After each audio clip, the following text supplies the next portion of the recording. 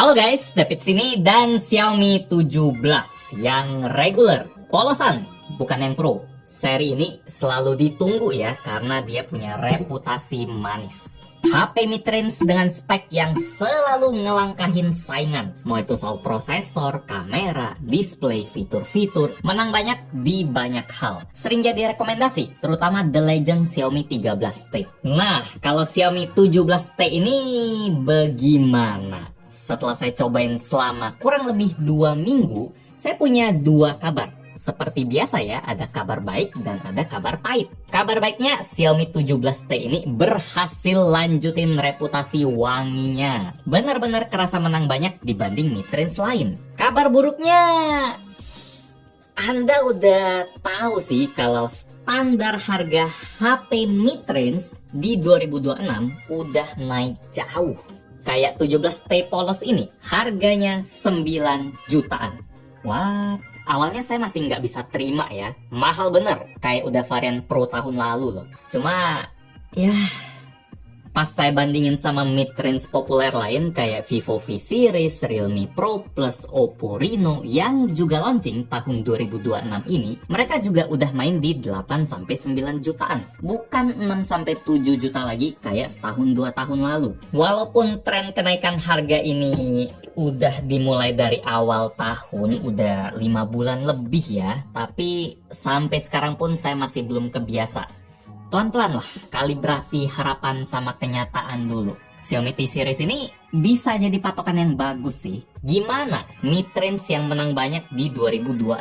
Kita mulai dari alasan yang bikin saya bisa bilang HP ini menang banyak ya. Alasan paling kuat, Xiaomi 17T punya 2 kombinasi spek yang susah ditemuin di HP mid-range lain. Mesin ngebut sama kamera mantep. Mesin Xiaomi 17T pakai Dimensity 8500 yang jauh lebih ngebut dari Snapdragon 7 Gen 4 yang dipakai di kebanyakan mid-range sekelas ya. Kalau lihat Antutu bisa tembus 2 juta poin alias 30% lebih tinggi dari 7 Gen 4 yang skornya 1,5 juta. Skor Geekbench pun setuju kalau performa Xiaomi 17T di atas rata-rata. Ini HP juga pakai kombinasi RAM LPDDR5X sama storage UFS 4.1 yang udah sering dipakai di HP flagship. Kalau HP-nya cuma dipakai sosmed atau chatting, mungkin kencengnya Xiaomi 17T ini nggak bakal berasa ya. Main game enteng pun juga kayak sama-sama aja. Mau Vivo, Realme, Samsung, mirip aja kayak Xiaomi 17T. Udah aman kok di 120 fps. Semua mid-range harus bisa gitu lah. Efek Dimensity 8500 ini baru bakal berasa waktu kita main game berat. Kayak Genshin Impact misalnya, Xiaomi 17T bisa dapetin rata-rata 50-55 fps setting grafis medium. Sementara Snapdragon 7 Gen 4, dia mainnya masih di angka 40 kecil aja. Lumayan jomplang. Bedanya udah antara kata bisa dimainin sama enak buat dimainin. Penting buat gamer. Cuma yang perlu jadi catatan, performa tinggi di Xiaomi 17T juga bikin HP-nya jadi lebih panas dari rata-rata ya. Pas main game berat, suhunya bisa tembus sampai 46 derajat. Sekitar 3 derajat lebih panas dari Snapdragon 7 Gen 4. Nah, sampai detik ini, kalau Anda gamer sejati, ngerti spek banget, performa adalah segalanya, mungkin lagi mencibir Xiaomi 17T ini ya. Dimensity 8500 doang.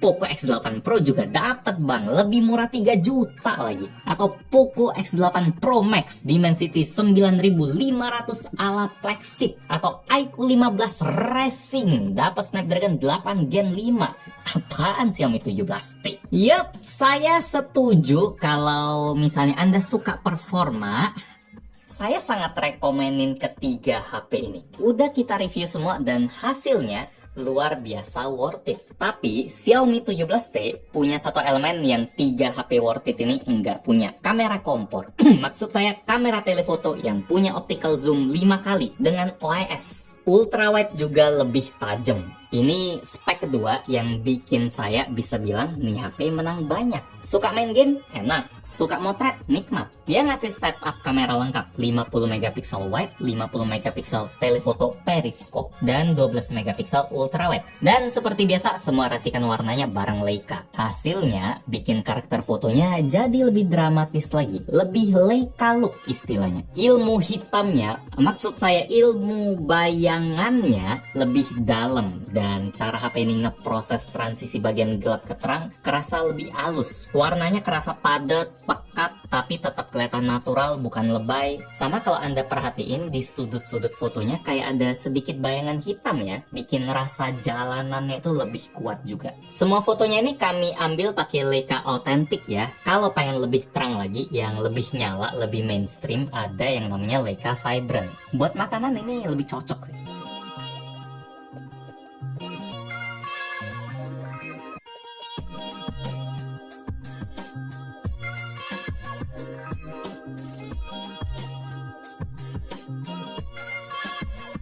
Nah, selain warna Leica ini, yang bikin kamera Xiaomi 17T jadi lebih spesial, ada kamera periskop yang optical zoomnya sampai 5x. Pertama kali ada di seri T polosan, biasanya cuma ada di varian Pro. Komponen kamera mahal yang bikin zoomnya jadi jauh lebih bagus, lebih deket, lebih detail. Dan waktu saya bandingin sama varian Pro yang lebih mahal, hasilnya juga sangat mirip. Saya kirain ada bedanya lah, kan harganya beda ya 5x, tapi beda kualitas, ternyata sama.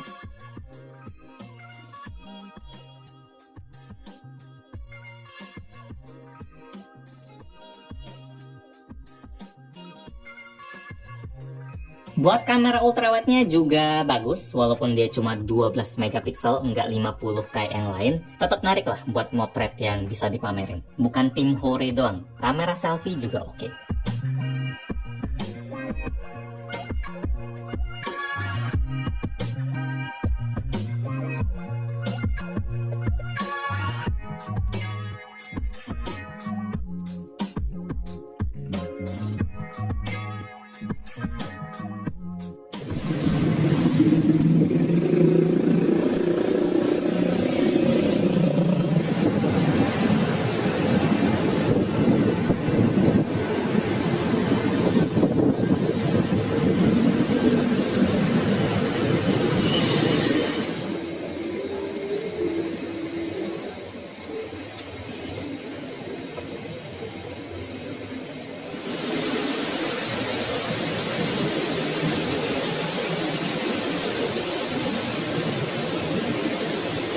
Jadi dua itu yang bikin Xiaomi 17T jadi strong, nilai kuatnya, kombinasi mesin sama kamera yang spesial. Kalau bagian lain juga bagus, cuma udah jadi standar buat HP mid-range yang harganya 8-9 jutaan. Kayak kamera depannya ini juga lumayan standar sih buat video, bisa di 4K 30 fps. Itu udah sebuah keharusan buat HP mid-range. Bahkan ada yang bisa 4K 60 fps kayak Realme waktu itu bagus, dan Xiaomi 17T ya 30 fps aja, cuma minimal udah stabil, sama warnanya juga bagus. Jadi bagus tapi nggak spesial buat rekaman kamera depan. Misalnya soal desain juga, bentuk kamera kompor gini udah lumayan khas Xiaomi sih. Ada yang suka, tapi ada juga yang males, namanya selera. Buat warna juga selera, yang dari tadi kita bahas ini varian violet, ditemenin sama dua warna lain yang lebih netral, black sama opal white. Material back covernya ini gado-gado ya, bener-bener hasil campuran antara kaca sama plastik fiberglass. Framenya aja nih yang masih pakai plastik aja, gak ada gabungan lain. Ini biasa aja, soalnya udah ada beberapa HP lain yang ngasih frame metal ya, kayak Samsung, Vivo, Poco, iQOO, rasanya lebih premium aja. Kacanya juga masih pakai Gorilla Glass 7i, ini level mid-range biasa yang 6 juta, 7 juta, atau 5 juta ada. Nggak ada yang terlalu keren sih dari desain Xiaomi 17T, bagus aja. Fitur pun SNI ya, ada NFC, gyro hardware, IR blaster, stereo speaker yang suaranya juga biasa aja dengan bass tipis, IP68 juga udah tahan air sudah seharusnya, dan ada eSIM sih, mungkin ini nggak semuanya punya. Spek display juga aman aja. Panel AMOLED, resolusi tajam 1,5K, refresh rate 120Hz, brightness-nya tinggi di peak brightness 3500 nits, Dolby Vision HDR10+.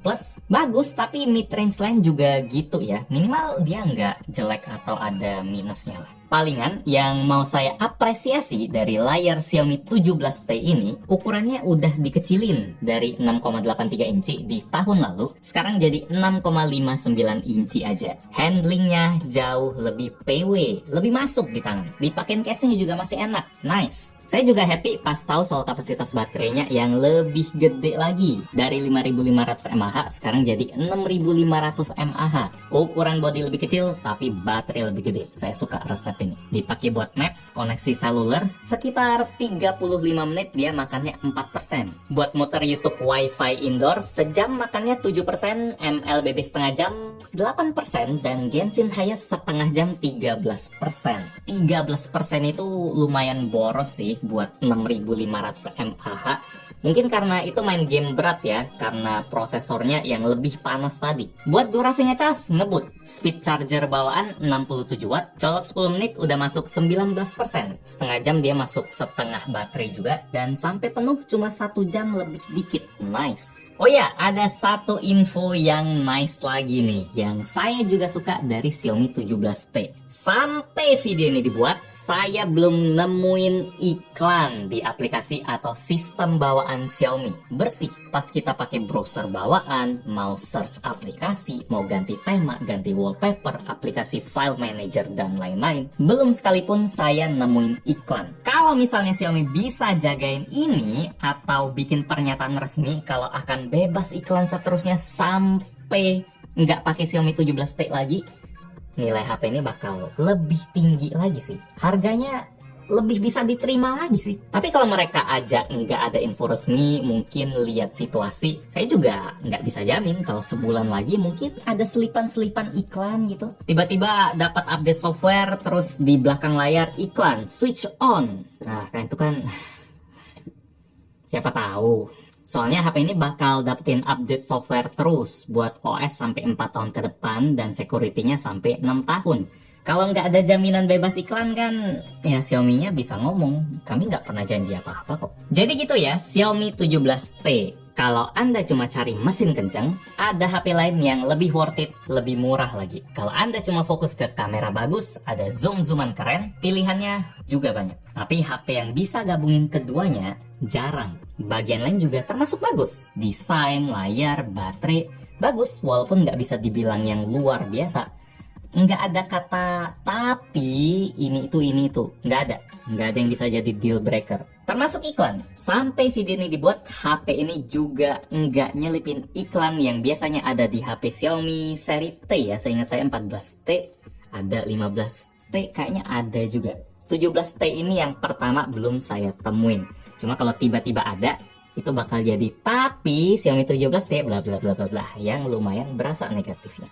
Like kalau suka video ini, dislike kalau nggak suka. Kita ketemu lagi di video selanjutnya. Selanjutnya soal ini juga, tapi ada kata pro-nya, si flagship killer. Yo.